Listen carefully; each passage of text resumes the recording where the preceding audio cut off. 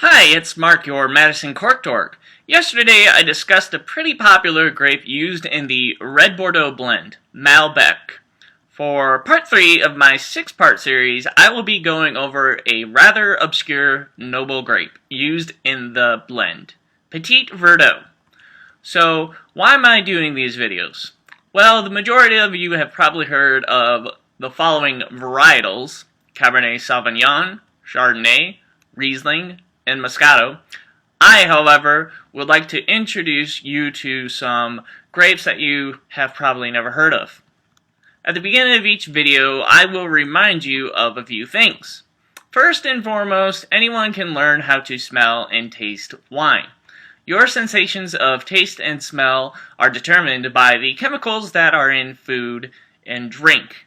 So when we say we are smelling campfire smoke, or we're tasting dark chocolate, we're not making this up. With time, you can train yourself to seek out individual smells and tastes. Just swirl your wine glass, close your eyes, and think about what you're smelling or tasting. This will help you analyze and appreciate wine. I'll keep bringing up several terms I will define at the beginning of each video. Body is the mouthfeel you have when you taste wine. It's analogous to milk. If it feels like whole milk, that's full-bodied. If it's like skim milk, it's light-bodied. If it's 2%, it's medium-bodied. Tannin is the astringency you feel in your mouth that some wines have. It makes your tongue feel like it's sticking to your teeth or to the roof of your mouth. Acidity is how watery your mouth feels after swallowing. The more watery, the higher the acidity. Okay, so on to the grape. Petit Verdot is a grape that grows in the Bordeaux region of France. And just a reminder of where it is. The purple region you see here is Bordeaux. And to get a closer look at it, here is Bordeaux again. We have the left bank, the right bank, and several other regions of Bordeaux as well. However, there are two countries which devote more acreage to Petit Verdot: Spain and Australia. Petit Verdot is so in your face that it is added to about 10% of red blends to intensify color, tannin, and floral notes.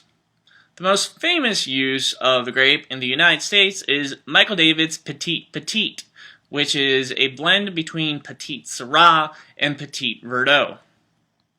Petit Verdot ripens later than all the other grapes that are used in the Bordeaux blend. Therefore, acreage in Bordeaux devoted to the grape has decreased over time. In fact, the name Petit Verdot translates to small green, which basically points out the very nature of the grape's problem.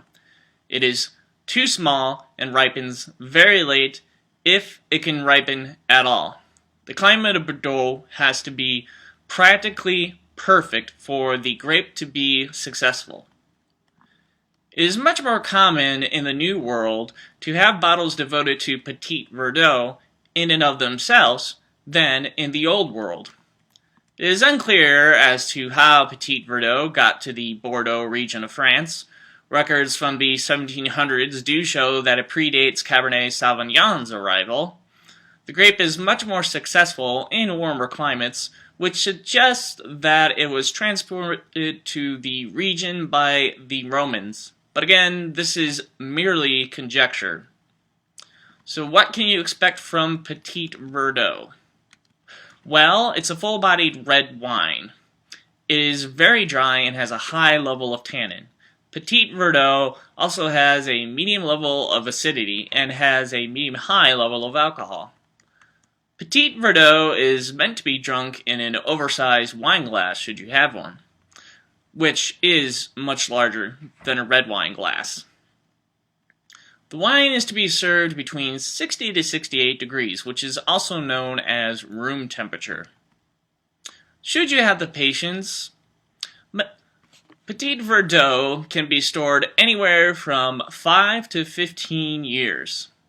you could spend around $19 for a good bottle of Petit Verdot, which is just outside the price range of people like myself.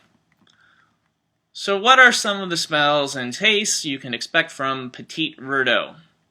Black cherry, plum, violet, lilac, and sage. Pair it with Cuban-style pork or burgers with blue cheese for a fun experience. So if you're a fan of wines that are very dry and make your mouth feel grippy, give Petit Verdot a try. Anyway, this is Mark, your Madison Cork Dork. Join me tomorrow for part 6 of my 6-part series when I contradict myself and go over a well-known grape, Merlot. Thanks for watching.